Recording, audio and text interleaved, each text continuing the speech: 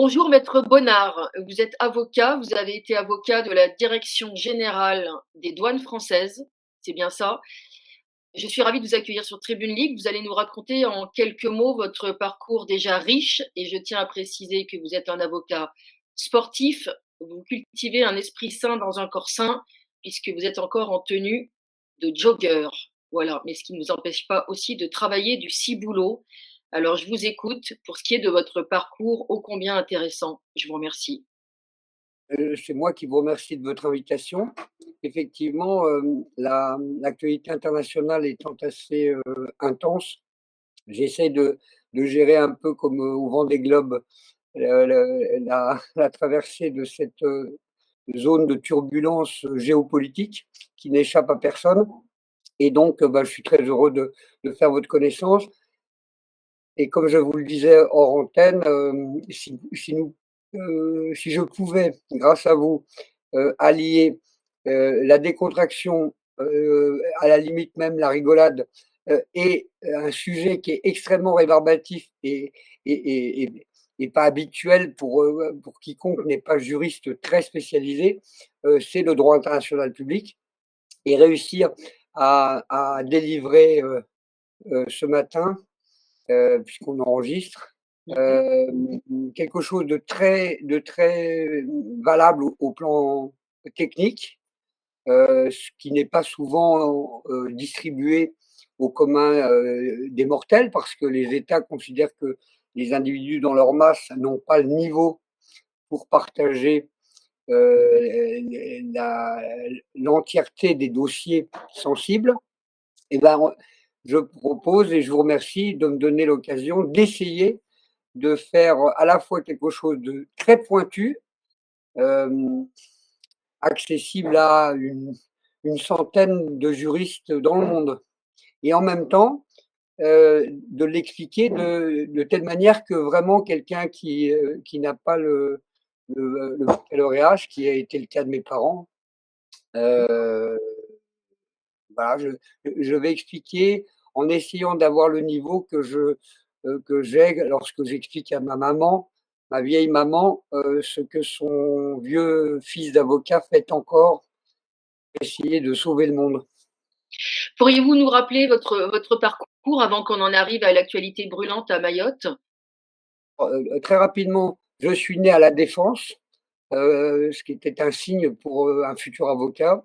Et en 1989, pour la promotion du bicentenaire, j'ai intégré le barreau de Paris, où j'ai fait d'abord dans un premier temps du droit immobilier pour l'immobilière 3F, qui est le principal constructeur et gestionnaire des logements sociaux en France, donc une fibre quand même tournée vers les populations défavorisées françaises au au plan juridique et précisément au service de cet ancien foyer du fonctionnaire et de la famille. Ça a été des branches dans lesquelles l'État avait investi à la fin de la Deuxième Guerre mondiale et qui, au fur et à mesure, se sont privatisées. Donc l'immobilière 3F, c'était anciennement le foyer des fonctionnaires et de la famille. Et donc,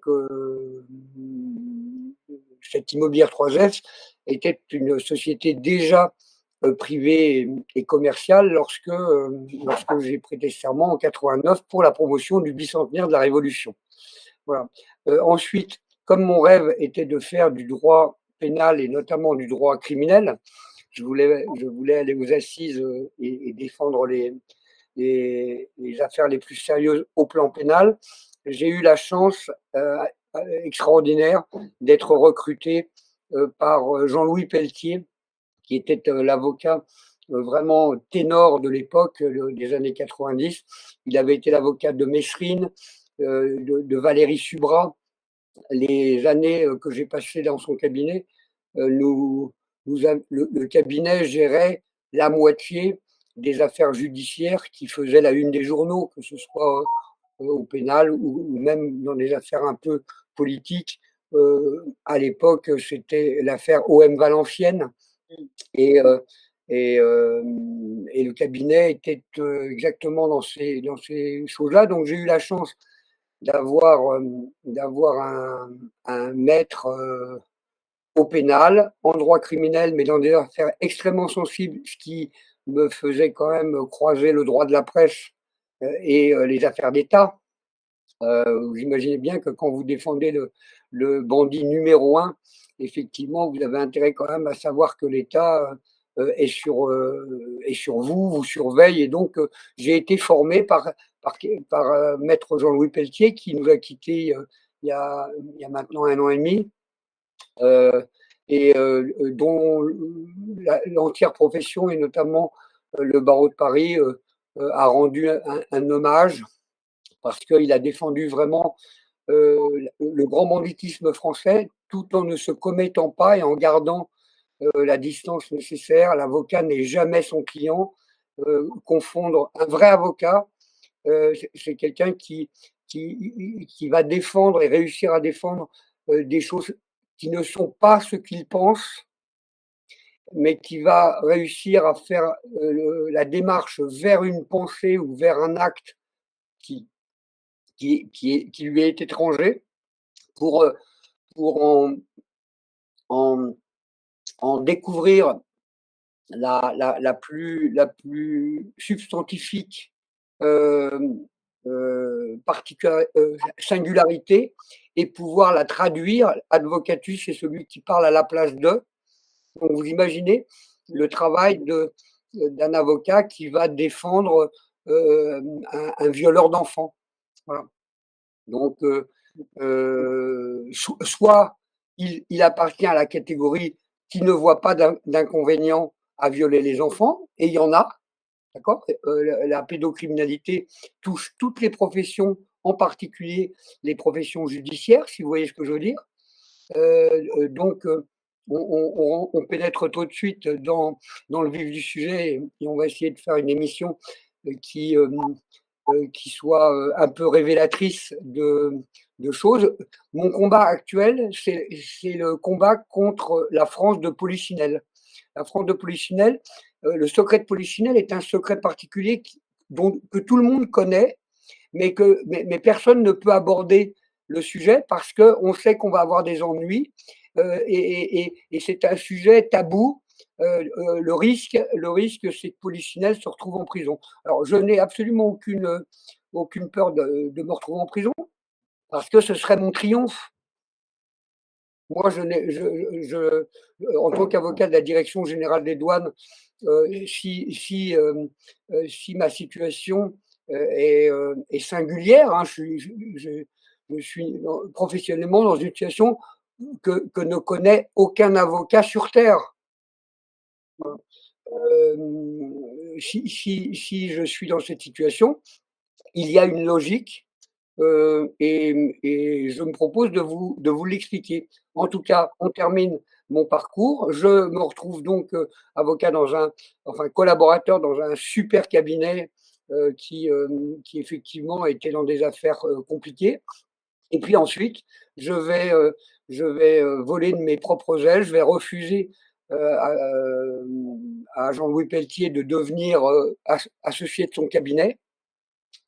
Parce que je pense à l'époque que je ne serai jamais maître Bonnard si je ne suis que le collaborateur de Jean-Louis Pelletier. C'était un monstre, je l'ai vu plaider, je ne lui arrivais pas à la cheville. Bon, donc, je me suis dit que je n'arriverais pas à me singulariser en étant simplement ça devient presque prétentieux aujourd'hui. Être le collaborateur qui reprenait le cabinet de Jean-Louis Pelletier, pour moi, c'était quelque chose qui n'était pas suffisant, et en même temps très honorifique. Et pour me présenter de manière moins prétentieuse que je ne le fais là, Jean-Louis Pelletier avait refusé la même proposition à Émile Pollack. Émile Pollack était l'avocat vedette de l'après-guerre. Il avait défendu dans l'affaire Gaston Dominici, il avait défendu Gaston Dominici dans une affaire d'État. Vous savez, ce couple d'Anglais et leur fille qui avaient été retrouvés assassinés au bord de la route, mais qui étaient en rapport avec les services secrets britannique. Donc toute cette affaire-là, c'était Émile Polack qui avait défendu le principal intéressé, qui avait été fini par être gracié par De Gaulle, hein, une affaire d'État qui avait passionné les fous. Et Émile Polack était l'avocat de Gaston Dominici, comme Pelletier s'est retrouvé avocat de Messrine. Et puis, Émile Polack a proposé à Pelletier d'être son associé collaborateur. Et Pelletier a refusé pour les mêmes raisons que j'ai refusé pour lui. Il estimait n'arriver qu'à la cheville, même pas d'Émile Polack. Et par conséquent, il a été triste de mon refus. Et en même temps, c'était un partage d'émotions que je partage avec vos spectateurs. Parce qu'effectivement, chaque métier a des risques. Et l'avocat, ça peut être une partie de sinécure, hein. Vous prenez un domaine du droit et puis vous ne faites ça que votre vie, toute votre vie. D'ailleurs, si j'étais resté à l'immobilière 3F, bon, bah, vous faites de la construction, des baux, des impayés de loyer et des dégâts des eaux. Et puis vous faites votre vie, vous avez une belle voiture, une belle maison, et puis, vous êtes un avocat spécialisé dans un domaine très intéressant et dans lequel la jurisprudence évolue et vous pouvez vous satisfaire de ça, mais vous ne connaîtrez pas les affaires d'État. Voilà, vous ne connaîtrez pas le grand frisson du 40e rugissant, des 40e rugissants et des 50e hurlants. Voilà. Vous ne ferez jamais le tour de l'Antarctique. Alors, il y a des avocats qui le font. Il y en a beaucoup qui en meurent, mais il y en a qui en survivent, qui y survivent en tout cas. Et, et, et j'ai essayé de comprendre, vu les dossiers très délicats que j'ai eu à connaître, j'ai essayé de comprendre qu'est-ce qui caractérisait ceux qui s'en sortaient à la fin. Donc j'ai essayé de, de rentrer dans beaucoup de dossiers sensibles, mais en n'oubliant jamais que l'assurance vie pour un avocat, l'avocat, il n'est pas son client, il est respecté à partir du moment où justement l'avocat ne sera jamais son client. Il aura toujours la distance, il parle à la place d'eux. Vous imaginez bien que rien n'est plus intéressant pour les jurés voient arriver un violeur d'enfants. Ils n'ont qu'une envie, c'est de condamner et de condamner le plus lourdement possible. C'est évident. Bon, si l'avocat fait partie des gens qui ont très envie que son client aille le plus longtemps possible et de manière la plus juste et qu'on soit débarrassé le plus rapidement possible de quelqu'un dont les gestes nous font horreur. D'accord? Si l'avocat réussit à aller trouver en lui une partie de compréhension et une partie d'atténuation à l'horreur qu'ils partagent, à ce moment-là, on risque d'avoir une belle défense, si vous voulez. Le type aura trouvé un avocat qui va aller chercher dans, dans, dans, dans, dans l'indéfendable des bribes, une construction qui n'est peut-être pas une défense, mais qui est une explication. Voilà. Et souvent, bloqué par de la morale, par des plis que notre vie, nos parents, nos fréquentations, notre formation nous met sur des rails. Moi, je me suis beaucoup amusé en tant qu'avocat à défendre des millionnaires et des SDF. Ils n'ont pas les mêmes préoccupations et c'est pas le même système de défense. Mais c'est très intéressant car quelque part, les SDF sont des seigneurs. Ils sont millionnaires en autre chose qu'en argent. Donc, présenter un SDF comme un milliardaire en cœur et en courage, par exemple, c'est intéressant. Et puis, de présenter quelqu'un de très riche en disant que tout le monde ne voit en lui qu'un homme très riche, alors que ce n'est pas vrai. Il est très pauvre. Il est très pauvre pour plein de raisons qu'il ne dira pas. parce que sa vie, ce sont les belles voitures anglaises ou italiennes ou allemandes. Mais derrière cet homme qui ne voit qu'un homme riche, il peut y avoir un extrêmement pauvre. Voilà. Et voilà, l'avocat, c'est une relation très, très singulière, très particulière avec son client. Alors, j'ai eu cette particularité d'avoir une cliente très particulière qui s'appelle la France. La Direction générale des douanes et droits indirects, c'est rattaché à Bercy, c'est le ministère des Finances, c'est-à-dire donc vraiment le pognon, le Grisby, le, les thunes de l'État. Et donc, Bercy, c'est celui qui distribue les enveloppes et gère les finances publiques. Donc, ils ont un service action, un service un service d'ordre qui s'appelle les douanes. Si vous allez à Bercy, il n'y a pas de gendarmes qui vous fouillent à l'entrée. Ce sont des douaniers. Donc, c'est la force armée du Trésor public. C'est une administration assez peu connue par les Français, discrète, je dirais, on va m'arracher la tête de dire ça, mais quelque part, c'est un peu le FBI, c'est un peu le FBI américain. Les douanes ont des pouvoirs différents de la police et de la gendarmerie. Notamment, ils peuvent procéder à des fouilles sans préalablement d'indices, puisqu'il y a au niveau fiscal un certain nombre de choses qui sont déclaratives. Donc, si vous transportez une très grosse quantité d'alcool, vous devez en faire la déclaration. Donc, les douanes au bord de la route peuvent arrêter n'importe quel camion afin de vérifier si, par exemple, il y a une quantité supérieure à celle qui est autorisée sans déclaration préalable au bureau des douanes. Vous voyez, Jean. Donc, les douanes ont ce qu'un directeur général des douanes et des droits indirects français disait en plaisantant et faisant rire tout le monde, les douanes françaises ont un pouvoir énorbitant, une contraction entre énorme et exorbitant. Voilà.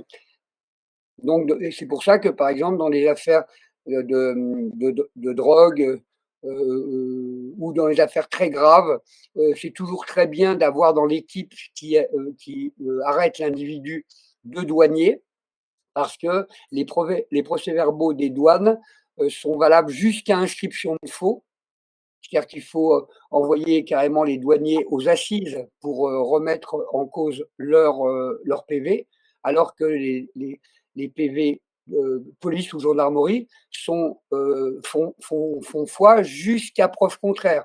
C'est-à-dire que si vous avez trois amis qui disent non, non, le policier a mal vu, vos trois témoins l'emportent sur le témoignage même du policier assermenté. En revanche, ce n'est pas le cas de deux douaniers. Deux douaniers, 3000 témoins. Si les deux douaniers disent ensemble la même chose, il faut envoyer les deux douaniers aux assises pour remettre en cause la pertinence de leurs procès-verbaux. Voilà. Donc voilà qui je fus. Et puis,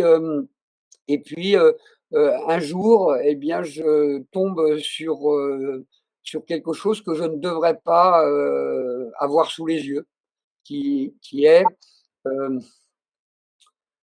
une affaire d'État, une affaire de droit international public, une affaire de beaucoup d'argent, une affaire de beaucoup de corruption et de choses en place qui, qui rendent ce secret, qui font de ce secret un secret de polichinelle dans les élites, mais peut, peut et me conduira à devenir un, un avocat à éliminer. Voilà, à éliminer. Alors, ça n'est pas arrivé physiquement. Il y a quelques anecdotes voilà, si un jour un cinéaste venait à s'intéresser, il y a de quoi faire, c'est amusant, il y a plein d'anecdotes très rigolotes, mais d'une manière générale, euh, j'ai surtout survécu en ne ratant pas et en ne quittant pas comment, le fil rouge, la ligne de survie, qui est de rester un avocat qui est utile. Mmh. Voilà. L'avocat, même l'avocat du plus méchant ou de la cause la plus dérangeante, à partir du moment où on lui reconnaît son utilité. Ah, Maître Bonnard, on aime bien quand vous plaidez, car on comprend mieux le dossier. Mmh. Vous Voilà. êtes pédagogue. Vous pourriez donner juste une anecdote, au choix, Sur, vous avez failli sur y passer? des affaires susceptibles de faire une scène de film. Oui. Euh, au début de mes découvertes sur la Savoie et sur le statut juridique de la Savoie, il faut savoir que la France a été condamnée par la Cour internationale de justice de la Haye, qui est la plus haute juridiction du monde, celle qui condamne les États, hein, les États entre eux, à ne pas confondre avec la Cour pénale internationale dont on parle beaucoup avec les mandats visant Netanyahou et Poutine. Oui. Non, non, on parle de la Cour internationale de justice, celle qui dépend de l'ONU, qui est l'organe juridictionnel de l'ONU. La Cour internationale de justice, c'est l'ONU, hein, faut pas dire, faut pas confondre. Si vous allez à la gare Saint-Lazare, vous êtes chez la SNCF. Bon, donc la Cour internationale de justice, c'est un des organes principaux de l'ONU, l'organe qui s'occupe du droit, donc le droit entre les États.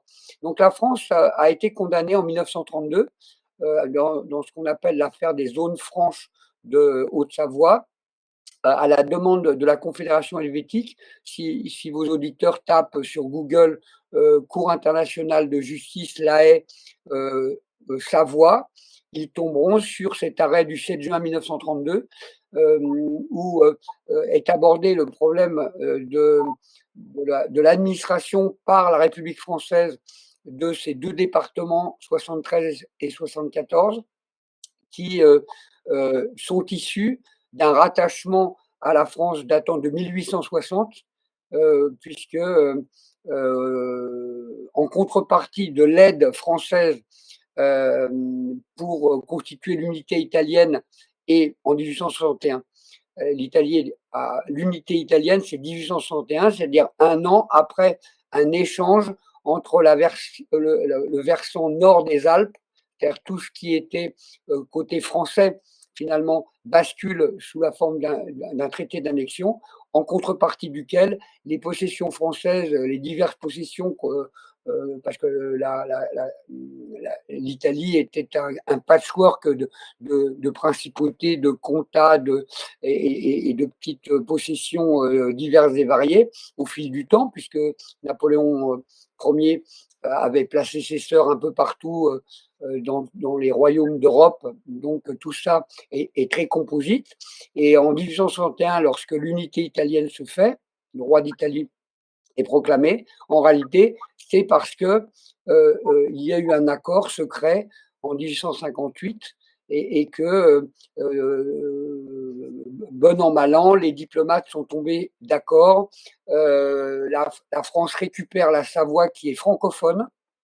Voilà. Le côté italien devient le royaume d'Italie.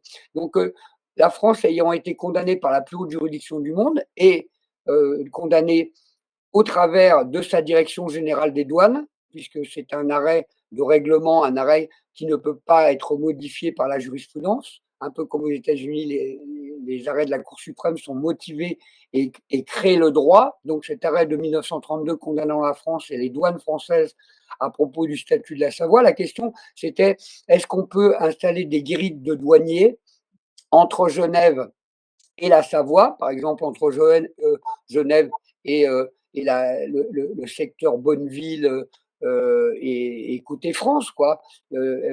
Et effectivement, le statut et des accords ancestraux et des pratiques, des coutumes ancestrales, puisque le canton de Genève était préalablement des villages, des communes savoyardes qui, en 1815, dans le cadre du Congrès de Vienne, et du traité de Paris du 10 février du 20 novembre 1815, pardon, qui a reconnu au niveau mondial la neutralité helvétique. Les Suisses, depuis un certain nombre de siècles, proclamaient leur neutralité, mais il faut attendre le Congrès de Vienne et notamment le traité de Paris du 20 novembre 1815 pour voir reconnaître par l'ensemble de la communauté internationale la, la neutralité suisse. Et cette neutralité suisse incluait des échanges de communes pour créer le canton de Genève. D'accord. Et tout ça avait été mis un petit peu de côté par les douanes françaises qui avaient commencé à vouloir percevoir des droits fixes de passage, alors que depuis toujours, on pouvait passer de la Savoie à Genève parce que c'était des territoires savoyards au départ. Et puis, l'introduction de ces embêtements, de ces tracasseries, avait déclenché une protestation des Suisses qui ont été jusqu'au bout et ont porté plainte contre la France devant la Cour permanente internationale de justice, c'est-à-dire en fait l'ancêtre de la Cour internationale de justice, puisque comme si vous m'avez suivi, la Cour internationale de justice, c'est la plus haute juridiction du monde, mais c'est l'ONU. Et en 1932, l'ONU n'existait pas. Ce qui existait, c'était la SDN, la Société des Nations, qui avait une cour permanente d'arbitrage entre les participants de la Société des Nations. Et puis, cette Cour permanente internationale de justice de La Haye est devenue la Cour internationale de justice de La Haye, organe principal de l'ONU en 1945. Mais tout ça ne changeait rien. La France a été condamnée. Et dans cet arrêt, pages 73, 74 et 75, donc le procédé mémotechnique est assez amusant. Donc Google, Savoie, Cour internationale de justice, 7 juin 1932. Vous avez la page 73, 74 et 75 qui disent quelque chose de très simple. La Savoie a été rattachée à la France du Second Empire, c'est-à-dire la France de Napoléon III en 1860, mais elle a récupéré un pays qui avait des droits et des obligations au plan international. C'est ce qu'on appelle le droit de suite, c'est logique. Et donc, la France doit strictement respecter le droit international, notamment les dispositions du traité de Paris du 20 novembre 1815, par laquelle, effectivement, la Savoie a été extraite de l'Empire français, du premier empire s'effondrant, hein, avec Waterloo. Le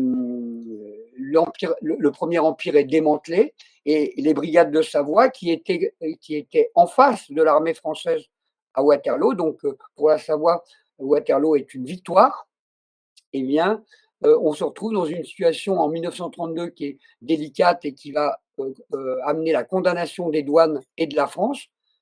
Moi, je suis avocat de la Direction générale des douanes à la fin du XXe siècle. Mais là, on parle de vieilles affaires du milieu du 19e siècle.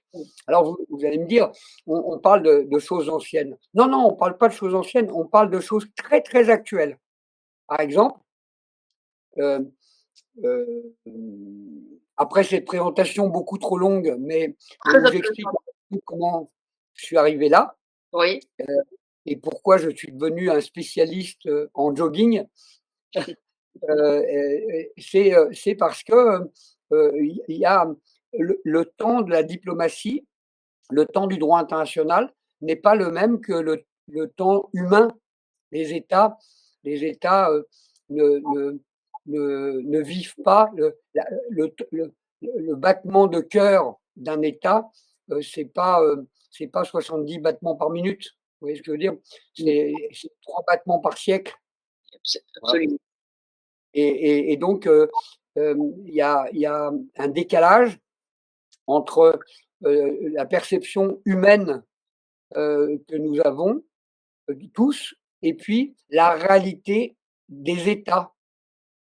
Un État, c'est pas un copain, hein, actuellement, et si, vos auditeurs peuvent, ne retenir de cet entretien qu'une chose, c'est, si vous pensez que l'État, c'est votre pote, vous n'avez rien compris.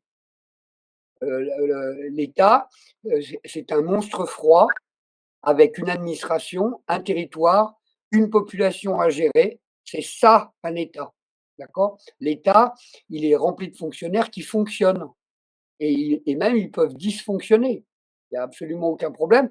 Du moment qu'ils fonctionnent, ça fonctionne, l'État fonctionne. Par contre, les peuples peuvent souffrir énormément de décisions étatiques, qui sont, gravissimes.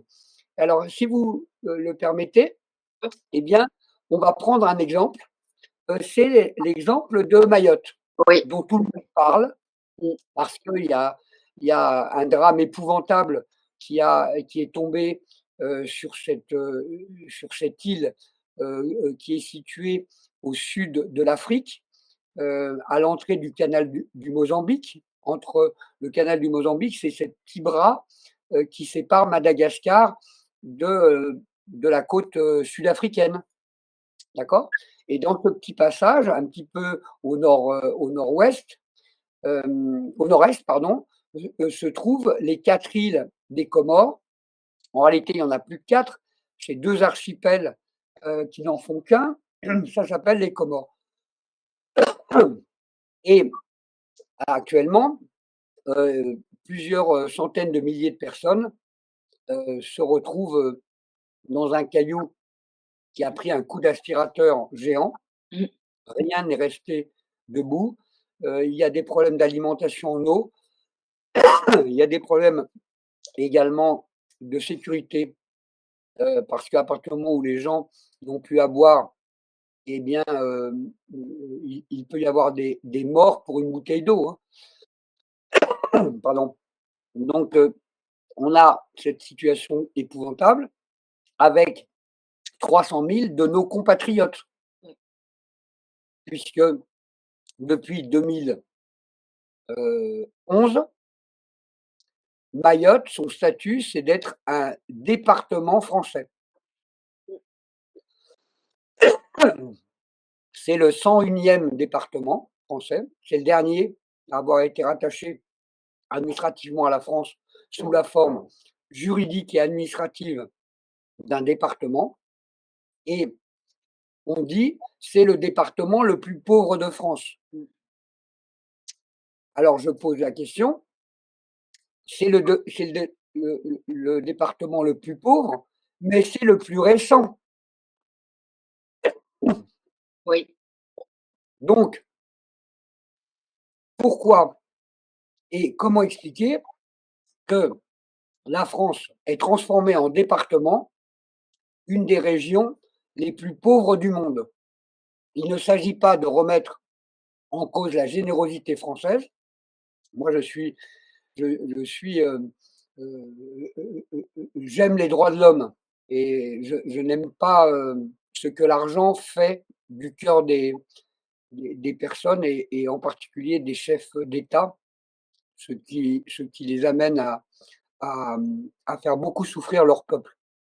La question n'est pas de minimiser ou de détourner la légitime compassion et la mobilisation, absolument nécessaire pour, venir en aide, aux personnes qui sont, privées de tout et qui sont vraiment en grand danger, et qui sont nos compatriotes, puisqu'ils sont porteurs de passeports français, heu et c'est un département français. Mais il faut comprendre de quoi s'agit-il? La nationalité, vous, comme moi, nous sommes, français, c'est-à-dire que, nous avons un passeport et une carte d'identité, et si nous les perdons, nous pouvons les refaire, l'État nous connaît, nous identifie comme une de ses ouailles. Très bien. Ce n'est pas un droit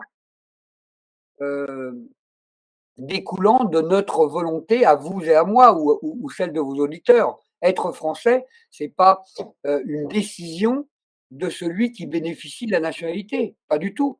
C'est l'État qui fixe des critères et soit vous rentrez dans ces critères et vous êtes française, soit les critères, vous n'y rentrez pas et à ce moment-là, vous n'êtes pas français, vous pouvez le devenir en rentrant dans une case qui vous permet de le devenir. D'accord? Il y a bien donc une différence entre le ressenti de à quel peuple vous appartenez et la couleur du passeport qui est dans votre poche. Est-ce que je suis clair à ce sujet? Et c'est très important pour bien comprendre la suite. D'accord? Vous vous vous avez un papa canadien, une maman française. Bon, bah, vous êtes susceptible d'avoir les 2 nationalités, mais par la volonté, non pas de vos parents, mais par la volonté de l'État canadien et de l'État français qui vont considérer que ce gamin-là rentre dans les cases canadiennes d'attribution de sa nationalité et que ce gamin-là, il rentre également dans les cases françaises pour le reconnaître comme un de ses ressortissants. C'est indépendant à la limite de la couleur de la peau ou même de la volonté de celui qui se voit attribuer une nationalité par un État qui décide de le reconnaître comme un des siens, avec des droits et des obligations. Droit d'être protégé en cas d'arrestation quelque part dans le monde, le consulat viendra, et puis obligation de satisfaire les obligations de service militaire, les obligations fiscales, tout ça. Donc, c'est un cadeau empoisonné, quelque part, la nationalité. Bon. Surtout si vous tombez dans un pays qui, soudain, devient le pays qui taxe le plus au monde sa population. Donc, en fait, c'est une chance d'être français. C'est génial. Moi, j'ai défendu mon pays, y compris en acceptant, si ça avait été nécessaire, de mourir sous l'uniforme français. Donc, mon patriotisme ne peut pas être remis en question. Je suis actuellement vraiment à travailler en tandem avec le général André Coustou, qui est un patriote sincère et on ne peut pas dire que le général Coustou soit antimilitariste. D'accord? Maintenant, critiquer l'armée, ce n'est pas être obligatoirement antimilitariste. Ça peut être aussi, par exemple, une sentinelle, quand elle sonne l'alarme, bah, en fait, elle reconnaît que l'ennemi est en train d'avancer et il est en train de mener une opération plutôt réussie. Donc, si on considère que celui qui donne l'alerte, en fait, il fait le jeu de l'ennemi, d'accord? En signalant la faiblesse de notre dispositif, ça commence à devenir rigolo. Mais la France est devenue rigolote en réalité. Nous avons des passeports, nous avons des cartes d'identité, des permis de conduire éphémères, hein, parce que si on roule un petit peu trop vite, on peut très, très facilement vous enlever votre permis de conduire. Et à ce moment-là, on sait qu'il y a plusieurs centaines de milliers de personnes qui roulent sans permis, mais l'État s'en fout de ça. Il fonctionne, il dysfonctionne. Ils ne se rendent pas compte que en réalité, les petits voyous, ils s'en foutent de se faire enlever leur permis puisqu'ils ne l'ont pas. Bon, par contre, le gars qui va travailler, qui a absolument besoin de son permis pour déposer son gamin à la crèche avant d'aller contribuer largement à remplir les poches de Bercy, celui-là, on peut lui enlever son permis parce que l'État n'est pas un pote. L'État est un monstre froid. Un monstre froid qui décide que, par exemple, un jour, bah, vous êtes plus française, en fait. C'est arrivé aux Juifs pendant la Seconde Guerre mondiale. Hein. Ça peut arriver, des trucs comme ça. Hein. Attention, hein, l'État, c'est pas parole d'honneur, oui, parole d'État, non, hein, c'est un État, ça change. Il suffit que le parti politique soit renversé, et puis il y a un nouveau chef qui arrive, et l'État français devient le jouet pendant un certain temps de dirigeants. Voilà. Donc c'est ça l'État. Il faut bien le comprendre. Donc revenons à Mayotte. Mhm. Mayotte, ce sont des îles peuplées depuis des temps immémoriaux par des populations qu'on appelle les Comoriens. Mhm. Il y a des archipels, des petites, la grande île de Mayotte, l'archipel acheté par les Français, enfin par Louis-Philippe. Au départ, c'est comme ça. Comme c'est très très beau, un dirigeant français achète une île, et puis ensuite, à partir de 1880 et quelques, c'est-à-dire la conférence de Berlin, les gens connaissent la conférence de Yalta. La conférence de Yalta, c'est après la Seconde Guerre mondiale, on se partage les, on se partage les zones d'influence politique. Et en 1882, je crois, la conférence de Berlin, il s'était réparti le monde. Alors les Belges, vous êtes au Congo, les Français, vous êtes en Afrique de l'Ouest, les Italiens à droite. Bon, on s'était réparti un peu les zones d'influence dans le monde. Et dans ce cadre, les, les Mayotte est devenu un protectorat. Puis, dans les années 70, s'est posé la question de l'indépendance. Il y avait eu quelques tentatives de prise de contrôle indirecte par les militaires avec l'épopée de Bob Denard. Pour les plus jeunes de vos auditeurs, c'est toute une période de soldats opérationnels pendant la guerre d'Algérie ou la guerre d'Indochine, ou les deux, qui ensuite ont travaillé en coopération avec la France-Afrique et les influences militaro-économiques du continent. Et on a Bob Denard qui va devenir carrément presque une espèce de vice-roi des Comores avant que d'être renversé, trahi par l'État français, parce que l'État français trahit ses agents aussi. Par exemple, nous pouvons, nous les Français, décider que nous avons besoin de faire des essais nucléaires dans le Pacifique. À Mururoa, par exemple, on balance des bombes pour calculer la puissance et paramétrer nos ordinateurs afin de ne plus avoir besoin d'en faire péter une, mais pour parfaire nos simulations. Et Mitterrand va refuser, alors qu'il est plutôt anti-nucléaire, François Mitterrand, mais l'armée a besoin de ces derniers tirs et de ces derniers essais, et donc Mitterrand n'hésitera pas à donner l'ordre de couler le Rainbow Warrior, avec la mort malheureuse et malencontreuse d'un photographe qui est venu récupérer ses pellicules parce que c'était de l'argentique à l'époque.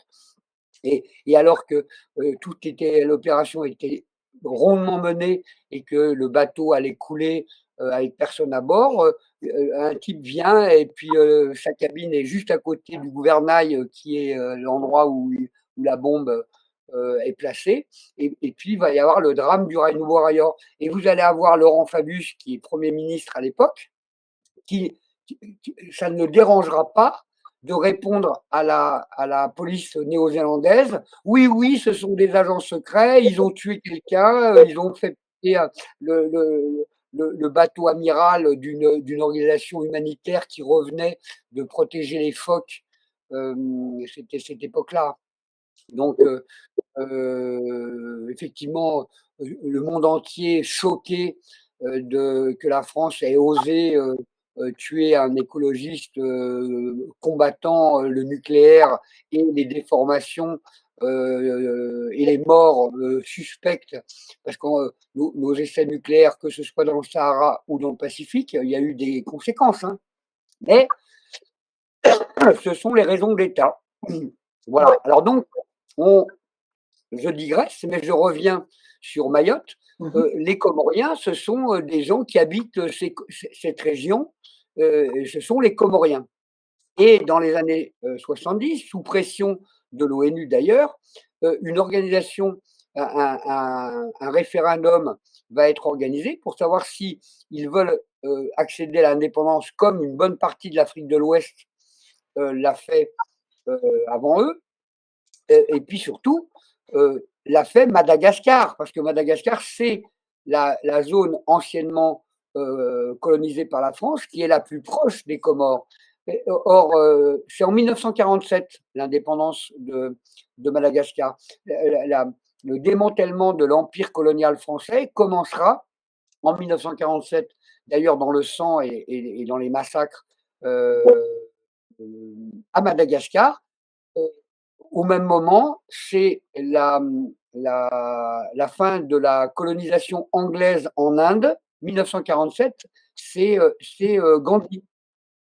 Donc la non-violence et les Anglais qui se retirent de leur ancien empire colonial, où ils se conduisaient fort mal, hein, d'ailleurs, avec les autochtones. Mais ils méprisaient tellement les autochtones qu'ils n'ont pas démantelé leur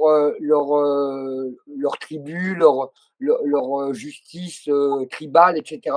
Tandis que nous, les Français, nous sommes les phares du monde. D'accord rien n'est mieux au monde de toutes les nationalités. Il y en a 193 reconnues par l'ONU. La nationalité la plus merveilleuse, c'est la française. Vous voyez ce que je veux dire? Nous, les Français, on considère que la nationalité française, c'est vraiment le super truc. Alors, c'est bizarre parce que nous sommes quand même hyper taxés.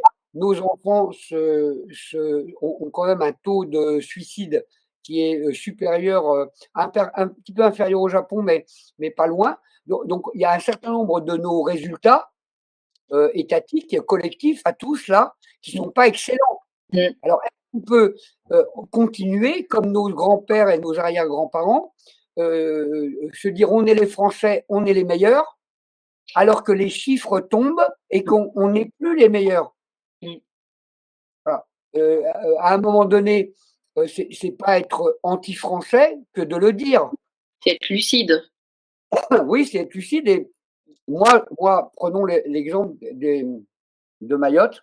Et puis, je vais directement aller au fond de ma pensée, de manière très choquante, pour ensuite l'expliquer autrement. Mayotte, il va falloir reconstruire Mayotte entièrement. Et quelque part, crise, c'est danger, opportunité, les deux idéogrammes chinois. Et quelque part, en étant vraiment juriste, pas du tout philosophe, qu'on ait rasé les bidonvilles de Gaza, qu'on ait rasé, que le vent ait rasé les bidonvilles de Mayotte, à toute chose, malheur est bon. Moi, je vois pas comment on peut trouver quelque chose de bien à des bombardements d'enfants dans les bras de leur maman. Hein, qu'on ne me dise pas que je suis pour la destruction de toute habitation à Gaza. Je dis que ces millions de Gazaouis entassés depuis des décennies dans des zones d'insalubrité et de concentration humaine parmi les plus concentrées du monde, hein, Gaza, avec des plages fermées depuis des décennies, interdiction d'aller pêcher sans risquer de se faire mitrailler par la marine qui surveille les côtes. Tout ça ne date pas de l'année dernière. ça date depuis des décennies qu'il y a un peuple palestinien sur cette bande de Gaza qui vit dans des conditions épouvantables, dans des bâtiments dont je ne regrette pas du tout qu'ils soient rasés. Par contre, je trouve inadmissible qu'on les ait rasés avec les gens et les enfants à l'intérieur. C'est autre chose, d'accord? Le juriste et le père que je suis et l'ancien militaire que j'ai l'honneur d'être encore, non, d'accord? Même dans la guerre, il y a des règles. Même dans la guerre, il y a des règles. Hein. Se souvenir d'Henri Dunant, Henri Dunant qui aurait pu avoir une vie peinarde de banquier suisse et qui a été le fondateur de la Croix-Rouge internationale. Alors la Croix-Rouge internationale, c'est une armée. Dunant considérait que les médecins et les infirmières et les brancardiers dans une zone de guerre constituent une armée et dont l'armée dont la bannière est le drapeau blanc. Voilà. Ce sont des pacifiques, quelqu'un qui pisse le sang. On se fout qu'il soit noir ou blanc. Par contre, ce qui est très intéressant, c'est de connaître son facteur Rhésus pour ne pas le tuer et pouvoir le sauver. Donc, ça n'a rien à voir avec ni son poids, ni son âge, ni sa couleur de peau, ni sa religion. C'est juste, est-ce qu'on a du haut négatif pour la fusée? Et donc, Dunant choisit cette bannière de drapeau blanc, mais le drapeau blanc, c'est la reddition.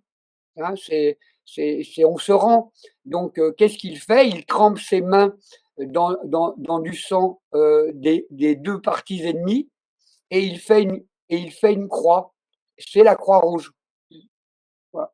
Donc, est-ce qu'on pourrait se souvenir qu'il y a un gars quand même qui a eu une idée à la fin du Second Empire? Là, on est toujours dans le Second Empire.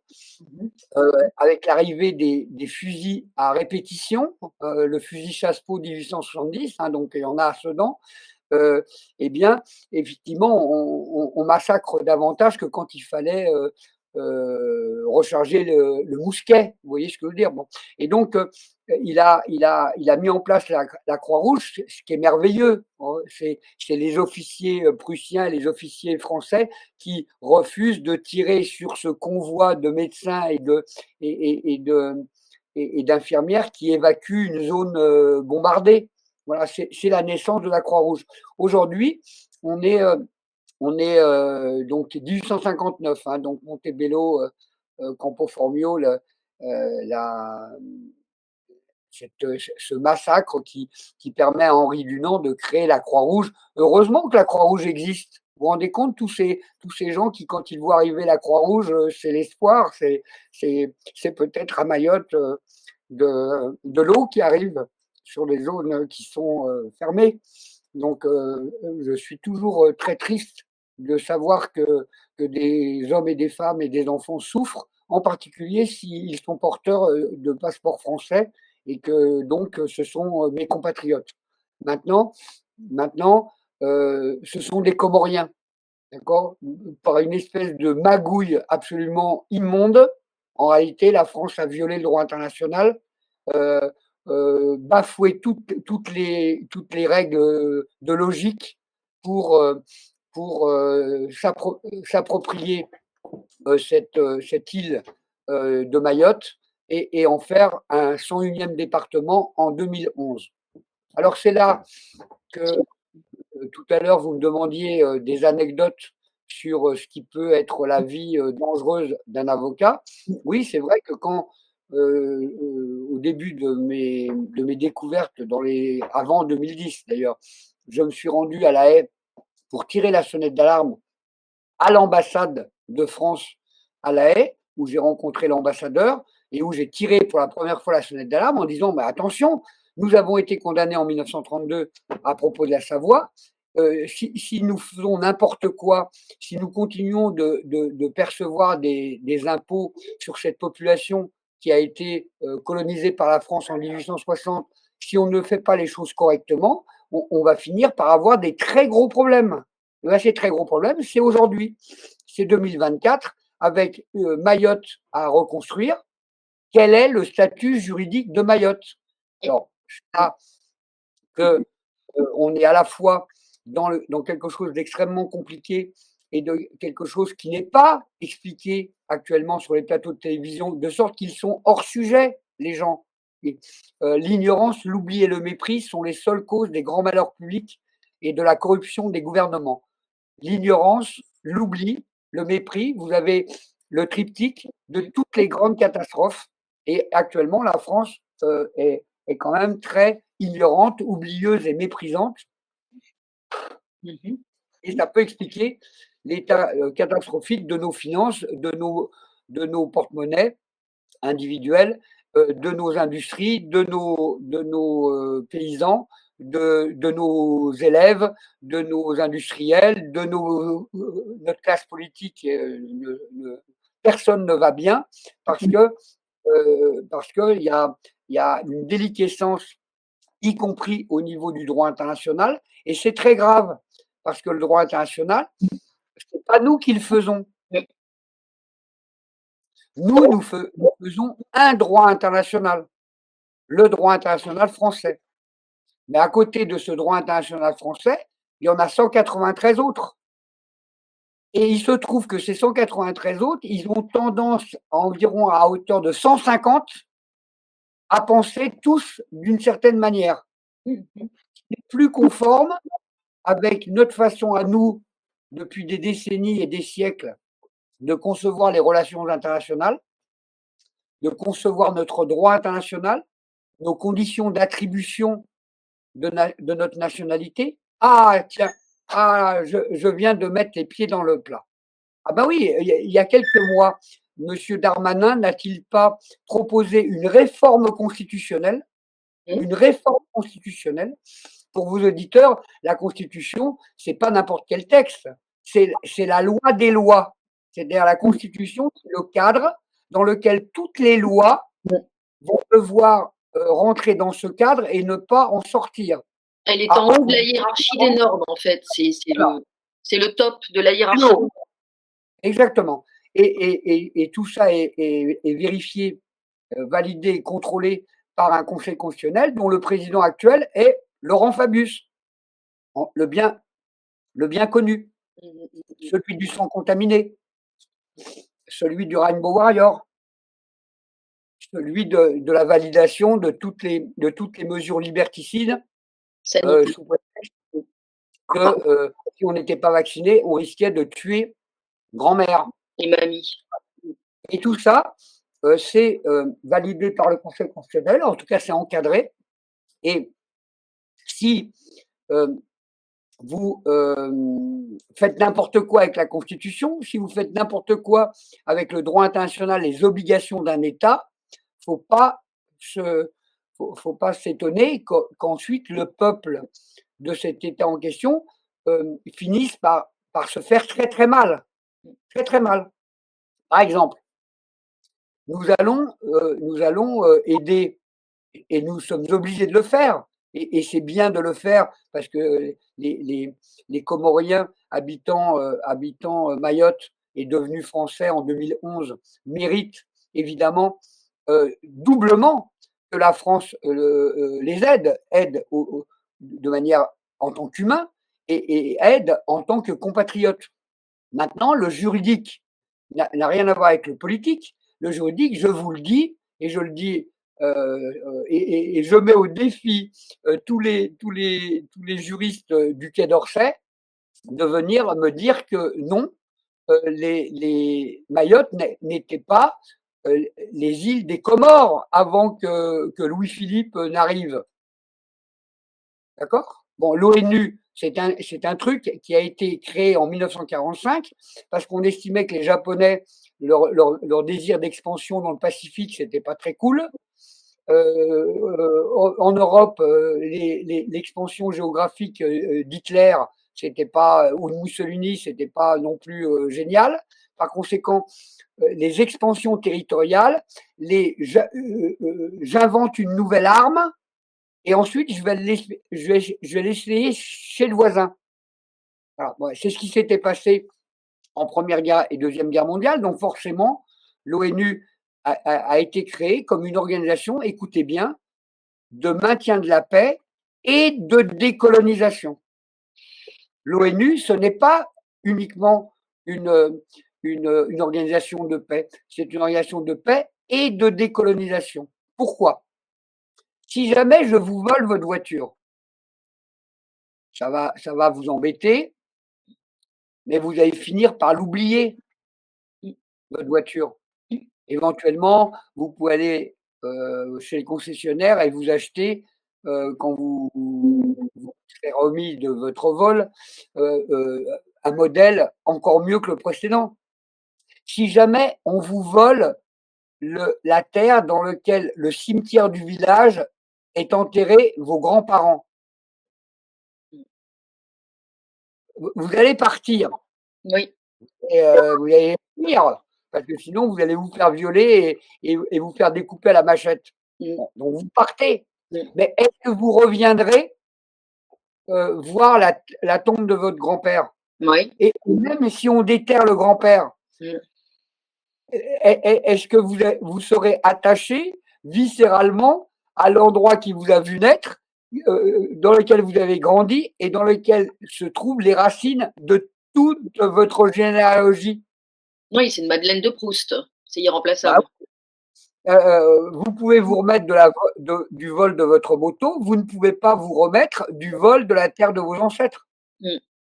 Bon, et donc l'ONU ayant parfaitement compris ça en 1945, les articles 1 et 2 de la charte de l'ONU précisent: nous sommes une organisation de paix et de décolonisation. Car si jamais je pique le territoire de l'autre, histoire d'essayer mon nouvel armement, de toute façon, tôt ou tard, les petits fillots reviendront s'agenouiller sur les tombes de leurs ancêtres. C'est évident. Ce n'est pas le vol de terre, c'est un vol de cœur, c'est pas un vol de matière. Oui, tout à fait. Et donc depuis 1945, c'est parfaitement clair. Mais on l'a oublié. Alors, que dit l'ONU à propos de la décolonisation? Elle dit, lorsqu'il y a eu des mouvements de colonisation, c'est-à-dire que des armées étrangères, à partir notamment du 19e siècle, parce que le droit moderne, la diplomatie moderne, ce qu'on appelle les relations internationales, les diplomates se parlent et puis à un moment donné, ils tombent d'accord et ils font un traité ou une convention. D'accord? Mais en fait, les relations internationales, la diplomatie, c'est le droit international en gestation. D'accord? Lorsqu'on parle de droit, je déplore que un des paramètres juridiques oubliés dans les facultés françaises, c'est le temps, la temporalité. Oui.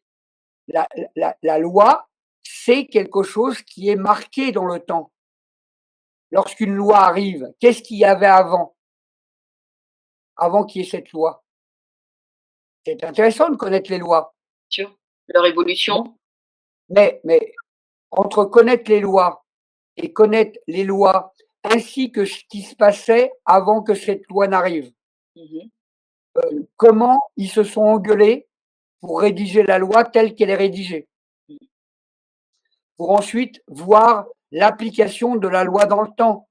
Parce que vous mettez en place un truc, mais ensuite, bon, avocat à la première heure de garde à vue, il faut un certain temps avant de voir si ça marche ou pas. Un exemple, la loi sur les lanceurs d'alerte. Il a été compris rapidement au sein même de l'ONU qu'un certain nombre de gens qui font des révélations peuvent en mourir, peuvent devenir ensuite des héros mondiaux, hein, Gandhi ou Nelson Mandela, après avoir été emprisonnés, sont devenus des héros mondiaux. Ou des héros mondiaux comme Che Guevara ont finalement été éliminés physiquement et trahis par leurs camarades cubains.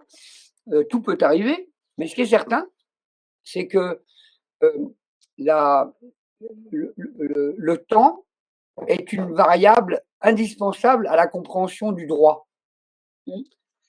Les lanceurs d'alerte, la France a attendu 2022 pour intégrer dans son droit la nécessité de protéger des gens qui, bravant le secret de Polichinelle, décident de diffuser des vérités utiles à chacun.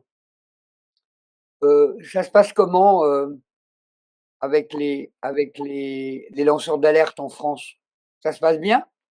Les gens qui révèlent des trucs, ça se passe bien? Ou actuellement, quelques petits problèmes devant les ordres, les les médecins, les soignants qui ont été suspendus, tout simplement parce que, étant des professionnels, moi j'étais avocat de la direction générale des douanes, donc je m'occupais notamment de la réglementation des importations de médicaments, la traçabilité.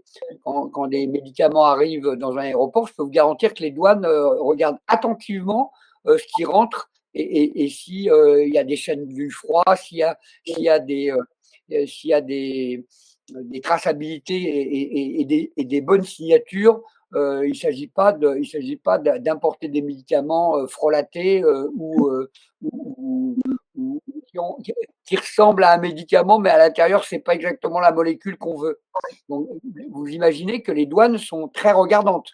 D'accord? Donc, moi, j'avais eu l'occasion de défendre les intérêts de la France et l'avocat de la Direction générale des douanes, c'est un avocat très particulier parce que, comme les douanes sont autorités poursuivantes, les douanes poursuivent l'infraction indépendamment du parquet.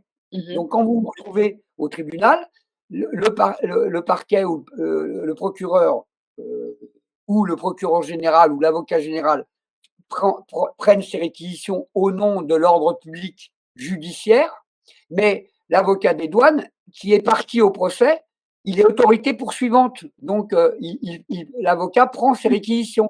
Il dit, un avocat, il ne peut que suggérer au tribunal un temps de détention. D'ailleurs, c'est mal vu. Mais tandis que les douanes, non, pas du tout. C'est les douanes qui réclament une peine, etc. Donc moi, j'avais eu l'occasion de poursuivre des médecins qui avaient fait des économies de bout de chandelle en se procurant des prothèses mammaires directement auprès du Japon. Vous voyez ce que je veux dire? Oui. Donc, pour gagner 80 € que multiplie deux seins, on prend des risques considérables pour la santé de jeunes femmes qui vont économiser pendant des mois et des années pour se payer un truc qui va finir par les laisser malades et défigurés. D'accord? Donc, moi, je connaissais un petit peu les autorisations de mise sur le marché, les AMM. C'est pas n'importe quoi, une AMM, hein. C'est un truc très compliqué. Et quand est arrivé début 2020 cette crise, moi, en tant que juriste, j'ai vu, mais qu'est-ce que c'est que ces AMM qui sont les AMM provisoires, là? Et en fait, vous faites des trucs dans votre labo, là, et puis soudain, vous mettez ça dans le bras des femmes enceintes. Ah bon? Mais les AMM, les gars, ça coûte un pognon de malade, c'est le cas de le dire. Et puis, si jamais vous faites une étude, même d'une molécule que vous connaissez, hein, attention, hein, eh ben, on vérifie que votre excipient machin et dans votre panel, s'il y en a s'il y en a trois d'un coup qui ont une otite, je peux vous garantir qu'on arrête de leur donner de l'aspirine, hein. Ça coûte très cher et c'est très contrôlé. Commencer à balancer des vaccins à ARN messager, une super technologie, des médicaments à, des médicaments à action, quoi. C'est comme on est passé de l'hélice à la turbine. Mais, mais moi, en tant que juriste, je me suis inquiété. Et quand j'ai vu que des professeurs émérites, hein, pas des gars anti-vaccins, hein, le professeur Perron était responsable de la vaccination dans le secteur Europe, Europe non pas géographique, mais même pas économique, mais Europe au sens onusien du terme. Hein. Il s'occupait des vaccinations de masse. Quand on a pu réussir à dire que Perron était un anti-vax, c'est fortiche quand même. C'est fortiche. Qu'on a réussi à dire que l'hydroxychloroquine, qui est un des médicaments les plus répandus sur Terre, moi j'ai été atteint de malaria quand j'étais jeune et j'ai encore de temps en temps des crises de malaria. Donc le paludisme, c'est la quinine, l'hydroxychloroquine. Le monde entier a bouffé de la quinine, de la chloroquine sans effet secondaire. Quand on a interdit de parole et qu'on a commencé à dire n'importe quoi sur le professeur Montagnier ou sur le professeur Raoult, je suis désolé. Je suis juriste, moi, je ne fais pas de la politique, je m'en fous complètement, qu'il soit de gauche, de droite, juridiquement, il faut réagir en juriste. Et si on n'est pas juriste, il faut écouter les juristes. Et puis les juristes, il faut qu'ils fassent un effort pour que quand ils parlent, on comprenne ce qu'ils disent. Et vulgariser, c'est tout un art. Voilà. Alors donc Mayotte, c'est une catastrophe juridique et qui va poser problème dans notre intervention humanitaire. De quelle manière? Parce que il va falloir reconstruire Mayotte. Oui. Ça va coûter plusieurs dizaines de milliards d'euros. Donc c'est des investissements français au titre de la coopération, ou c'est de l'argent pour reconstruire les infrastructures de 2 départements qui ne sont pas reconnus par la communauté internationale, et les Comores peuvent à tout moment démontrer qu'ils doivent exercer leur souveraineté dans les limites précoloniales, c'est-à-dire récupérer l'île de Mayotte. Alors évidemment que sur l'île de Mayotte, il y a des Mahorais qui sont hyper attachés à la nationalité française et qui sont des patriotes français, au même titre que les Harkis en Algérie ont choisi la nationalité française plutôt que la nationalité algérienne. Vous comprenez? Ça ne remet pas en cause leur patriotisme. Je dis simplement que même ces personnes-là, elles mériteraient que la France n'ait pas une position ambiguë, une position ambivalente, pour reprendre l'expression de sa diplomatie officielle, hein, sur le site du Quai d'Orsay, des Affaires étrangères en France. La France se félicite d'avoir une position ambivalente envers la charte de l'ONU. Mais il ne faut pas être ambivalent avec la charte de l'ONU. La charte de l'ONU, c'est les droits des peuples. C'est pas parce que les Français sont très contents d'être Français qu'il faut obligatoirement qu'ils aillent dans des pays pour décider de changer la nationalité et puis que les peuples passent d'une nationalité à l'autre sans aucun contrôle et sans aucun respect du droit international.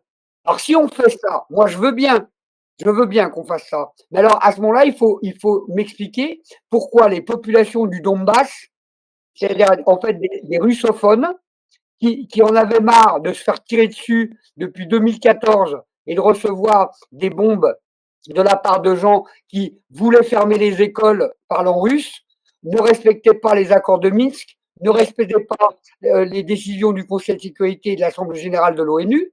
Donc ces gens-là décident d'organiser des élections.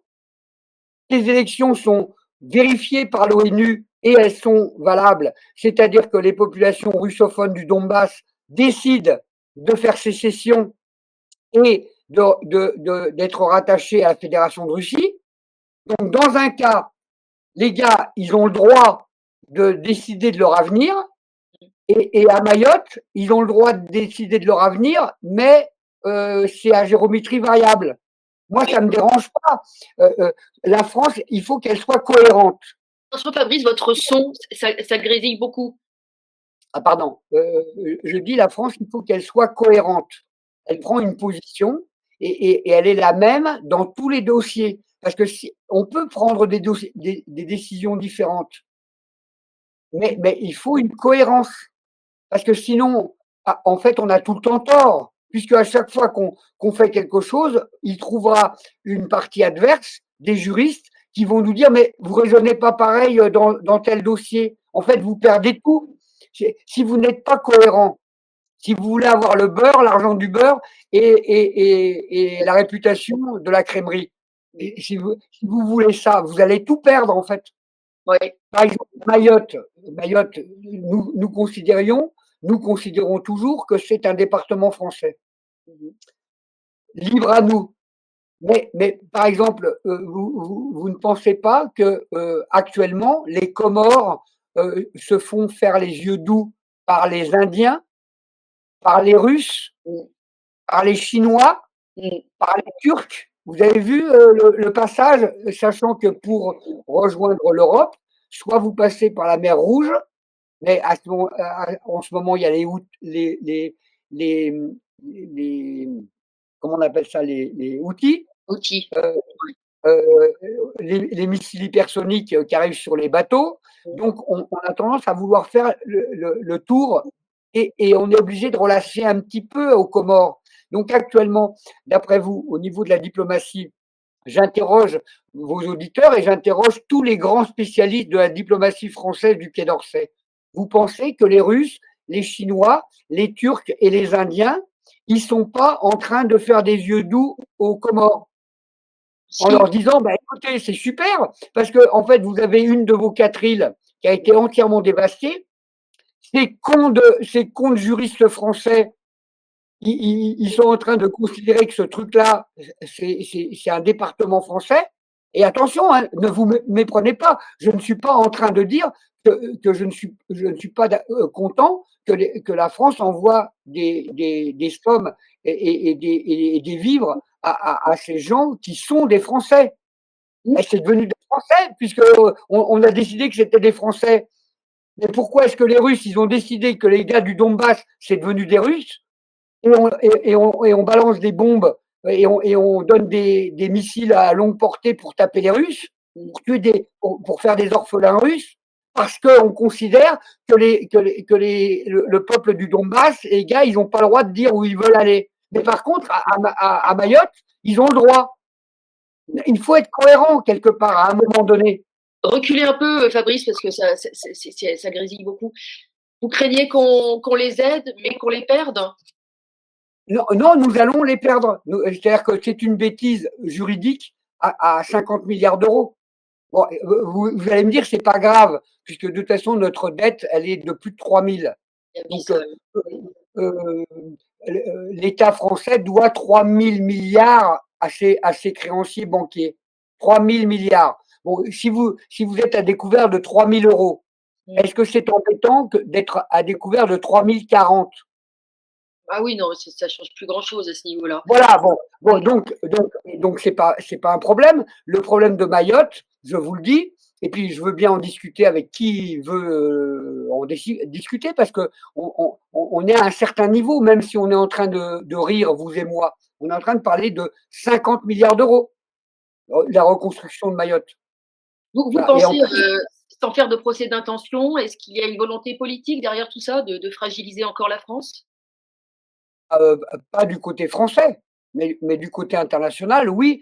Nous avons un certain nombre de puissances économiques, politiques et militaires qui ne sont pas nos copains, d'accord, et qui vont se réjouir de laisser les Français se débrouiller avec leurs nationaux, avec la reconstruction du pays, avec les Comoriens qui sont sur place et qui sont des Comoriens en situation irrégulière à l'intérieur de Schengen. Oui. Bah oui, parce que quand vous êtes au fin fond de l'Amazonie et que sur le Maroni, un douanier arrête quelqu'un en pirogue et lui dit vous pénétrez l'espace Schengen, ça fait drôle quand même. Mais c'est ça. Donc les Brésiliens, les Surinamiens, les Guyanais, Hollandais, tout ça, c'est Schengen, hein, attention, hein. Oui. Mayotte, vous vous rendez compte que le droit du sol fait qu'une maman comorienne, selon que le 8e mois, elle s'arrange pour être à Mayotte ou qu'elle reste sur une île des Comores, Oui. eh bien son enfant n'aura pas du tout le même avenir. Absolument. Voilà. Donc comment vous pouvez imaginer qu'une maman comorienne digne de ce nom, elle n'essaye pas par tous les moyens Oui. d'accoucher à Mayotte. Et vous avez un Darmanin, ministre de l'Intérieur, qui a quand même marqué les esprits, qui a essayé d'organiser une réforme constitutionnelle, vous imaginez? C'est-à-dire de remettre en cause le droit du sol en France. C'est-à-dire en fait des enfants qui vont naître sur un territoire français, mais ils ne seront pas français en fait. Donc, t'es né où? Alors moi, par exemple, je suis né à La Défense. Donc, je suis né à La Défense, je suis devenu avocat, et puis La Défense, c'est les Hauts-de-Seine. C'est Courbevoie, en fait, la commune de Courbevoie. Eh bien, si on remet en cause le droit du sol, alors il y a des gars qui vont naître à Saint-Étienne, à Lyon, à Paris-Centre, mais ils ne seront pas français, en fait. Mais t'es né où? Bon, le droit du sol, c'est un truc important quand même. Eh bien, à force de faire n'importe quoi, à force d'imposer le droit du sol à Mayotte, eh bien, vous avez une situation qui humainement, mais moi, les enfants qui souffrent, les gens qui sont obligés de prendre des risques pour risquer de se faire bouffer par les requins et essayer d'avoir une vie meilleure, regardez-moi bien. Est-ce que je suis du genre à être contre ces gens-là? J'essaie toujours d'être du côté des plus faibles. D'accord? Bon, donc je ne remets pas en cause du tout l'aide, bien au contraire. Je dis que qu'est-ce que j'aimerais que la France fasse un chèque de 40 milliards à un peuple en souffrance en disant regardez les autres pays du monde, nous, le peuple français, on est capable, face à une tragédie pareille, nous sommes capables d'être d'accord pour envoyer un gros paquet d'argent pour régler le problème, qu'il n'y ait plus de bidonville à cet endroit-là. C'était une honte. Il y avait le choléra le mois dernier. Et personne en parlait. Heureusement, finalement, qu'ils ont eu la tornade. Sinon, ils seraient morts sans qu'on s'en aperçoive, en fait. En tout cas, ces 50 milliards, ça servirait à construire, alors que l'argent qu'on envoie en Ukraine sert à détruire. Oui, c'est ça. Et moi, je remets pas en cause les dizaines de milliards qu'il va falloir consacrer à ce pays et à ces gens qui n'ont plus rien. C'est pas ça. Mais ces milliards, est-ce que c'est la générosité de la France ou est-ce que c'est sa connerie? C'est-à-dire, on donne des milliards, mais en faisant correctement les choses, ou est-ce qu'on dépense des milliards en faisant n'importe quoi, en se faisant prendre pour des cons par tout le monde, avec une diplomatie souterraine des grandes puissances montantes qui vont ourdir des plans machiavéliques pour que nous reconstruisions et qu'ensuite le droit international et les influences militaires et autres des grandes puissances font que, à terme, eh ben, nous avons perdu Mayotte.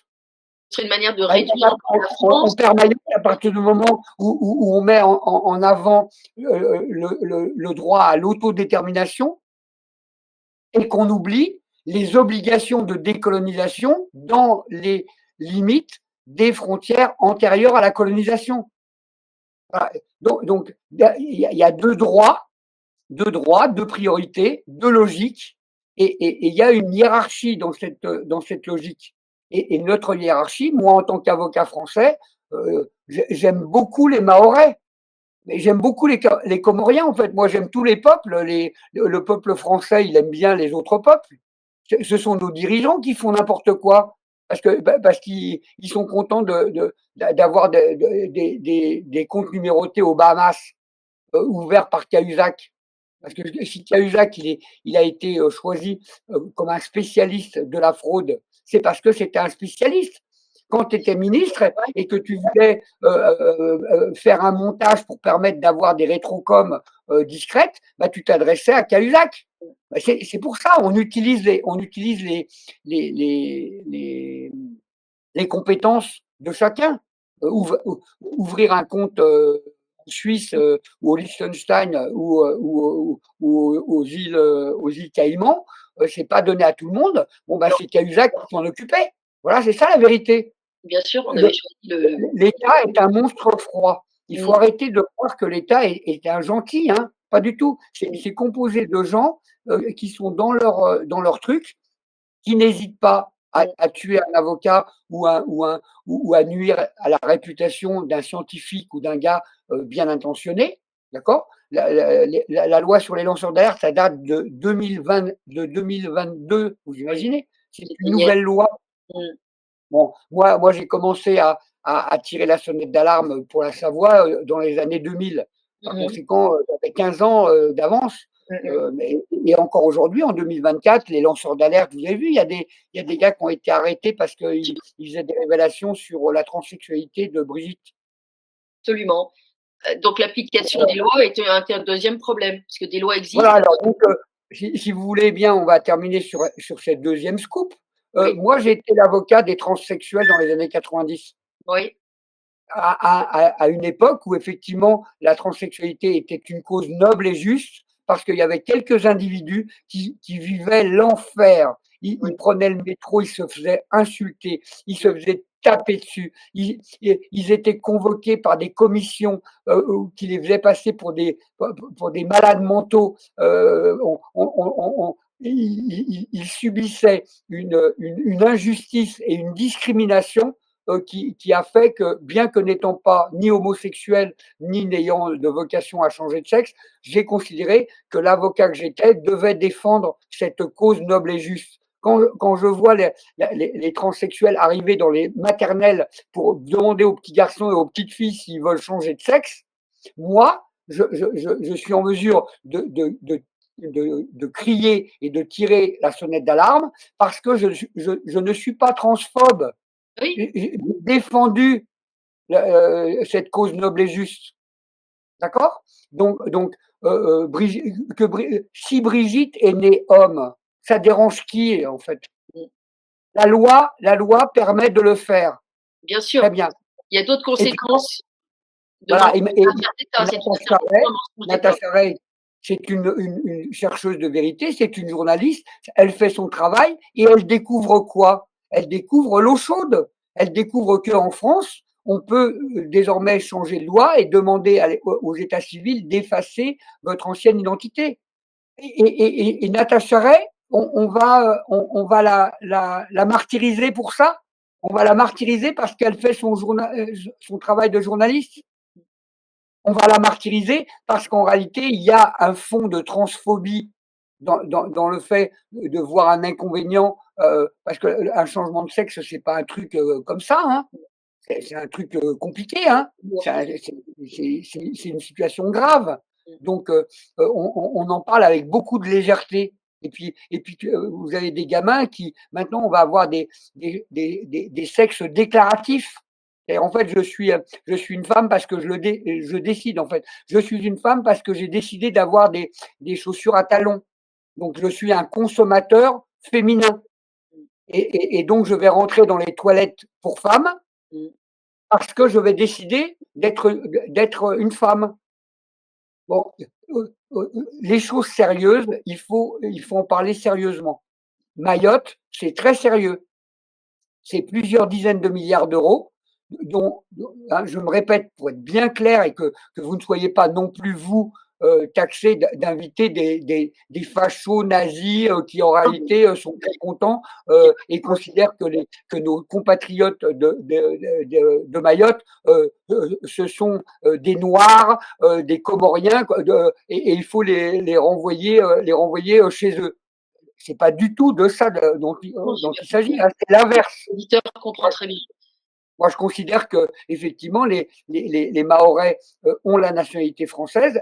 Elle leur a été fournie et donnée par la France un raisonnement juridique tout à fait critiquable, tout à fait dangereux.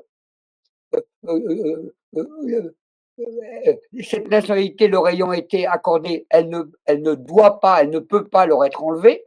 Mais par contre, ça va nous coûter très très cher. Oui. Et on va reconstruire Mayotte pour le perdre. Oui, en plus. Évidemment, la France va envoyer ses milliards sur ces départements.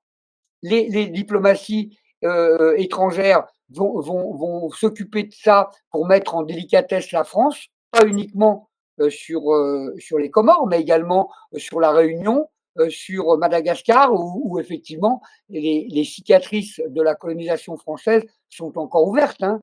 Attention, je crois que Madagascar, c'est l'avant-pays le plus pauvre du monde.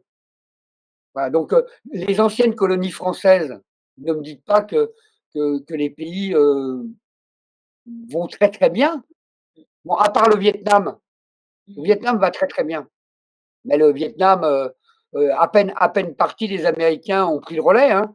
Il y a un traquenard américain. Et ce sera peut-être, si vous voulez, l'occasion d'une autre discussion. Très volontiers. Très Avec volontiers. le général Coustou, nous Bien sûr. avons annoncé des lettres d'alerte. Oui. Un ancien avocat de la direction générale des douanes, un général à la retraite. Nous n'avons aucun intérêt personnel à nous mettre en avant et à risquer nos réputations et à tirer la sonnette d'alarme au risque d'être considérés comme des transphobes, nazis, antisémites, etc.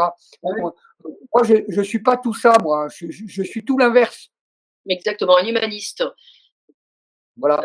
Et j'ai deux de mes fils qui sont hélas, je crois, sous les drapeaux, enfin, sous l'uniforme israélien, puisqu'elles ont l'âge et qu'elles habitent avec leur maman en Israël. Donc, je ne suis pas antisémite. Je Parlez de dis vos filles. simplement voilà. Mais je dis que Netanyahou est un criminel de guerre. Oui, bien sûr, mais beaucoup d'Israéliens ou de Juifs l'affirment Exactement. fort. Voilà. Et donc, c'est pas être antisémite que de dire que Netanyahou est un criminel de guerre. Absolument, absolument, on est bien d'accord. Écoutez, Faut pas en tout tout cas mélanger. exactement, il ne faut pas tout mélanger. Un immense merci pour cette émission très instructive et vous êtes le bienvenu pour revenir nous apprendre encore beaucoup de choses. Un grand merci Voilà, à mais vous. c'est un petit peu enfin, technique, ce droit international, mais j'espère ne pas avoir utilisé de termes trop compliqués ou de concepts. Et on comprend que c'est très simple en réalité. Les peuples subissent leurs dirigeants. On a des bons dirigeants, des mauvais dirigeants. Et quand on a un mauvais dirigeant, eh bien, le peuple souffre beaucoup. Et je crois qu'en France, on est dans cette période-là. Il faut vite, vite, vite que nos dirigeants s'améliorent. Voilà, je suis compassionnel, moi. Je pense toujours qu'à un moment donné, un individu peut s'amender et réussir à corriger sa trajectoire. Il est très difficile de corriger la trajectoire des autres. Moi, je sais à quel point c'est compliqué de travailler sur soi-même. Donc, je comprends que nos dirigeants soient en fait coincés. Ils ont fait tellement n'importe quoi depuis des décennies qu'il leur faut de l'aide. Moi, Oui. je suis là pour aider tous les Français, y compris les plus cons et les plus salauds, parce qu'il va falloir faire avec. Hein. Comme vous dites. Bon, en tout cas, la vulgarisation est un art que vous maîtrisez plutôt bien. Donc, je vous remercie infiniment, maître. C'est à votre service et c'est vraiment un plaisir de participer à cette émission, parce que je le dis pour vos spectateurs, heu on m'a laissé entièrement libre de mon sujet. On ne m'a absolument pas limité. J'ai même, donné, et je crois que je l'ai fait, l'idée que j'allais peut-être faire des révélations un peu explosives. Heu, je n'ai pas été bridé et c'est, vraiment je vous en remercie. La France n'est pas un endroit où la liberté d'expression est en grande forme en ce moment. Et puis, allez, pour terminer, et en étant un petit peu provocateur, Mmh. euh, le premier amendement aux États-Unis, c'est la liberté d'expression. Mais le deuxième, c'est le droit de porter une arme. Ouais. Comment ça se fait? Est-ce que le droit de porter une arme n'est pas logiquement la seule solution si jamais la liberté d'expression, Tombe, si on vous empêche de parler bien sûr. et qu'on vous emprisonne et qu'on vous blacklist Mmh. et que même si vous dites des choses vraies parce que vous êtes avocat de la direction générale des douanes ou un professeur de médecine, et si jamais on veut vous couper le sifflet, eh Mmh. bien quelque part, c'est bien d'être armé pour dire bah, vous tirez en l'air et vous dites vous allez quand même écouter ce que j'ai à vous dire. Voilà. Et il y a une espèce de logique juridique et, et, et je termine comme ça. En France, on n'a pas le droit d'avoir des armes. C'est dommage. Pas parce que j'aime bien les armes. Moi, j'aime bien. J'ai appris à tirer, le tir sportif, j'aime beaucoup. Le problème n'est pas là. Mais c'est vrai que je souffre de ce que les paroles ne soient pas données, que votre média, par exemple, je ne pense pas que chaque fois que l'État vous adresse la parole, c'est pour vous proposer de vous aider à diffuser votre parole, pas du tout. Mmh. Et ben, c'est bien dommage parce que c'est un pays, que je souhaite, en paix et donc pas armé. Mais si à force de désarmer et on a de moins en moins de chasseurs, on a de moins en moins de jeunes qui savent, a aligner, la tige guide et la ligne de mire du fusil. On a de moins en moins de gens qui savent utiliser, les armes et parallèlement, notre liberté d'expression est en train de fondre comme neige au soleil. Je ne peux pas, en tant que juriste, ne pas voir une espèce de perspective qui est polémique. Et je vous remercie d'avoir donné l'occasion d'être un petit peu polémiste ce matin. J'aime bien, surtout dans les sujets sérieux, comme Comores, on a des gens, des compatriotes qui souffrent beaucoup. Ils méritent qu'on ne dise pas des bêtises au niveau juridique. Voilà. Absolument. Merci maître. Merci à vous, merci à vous, merci à vos auditeurs.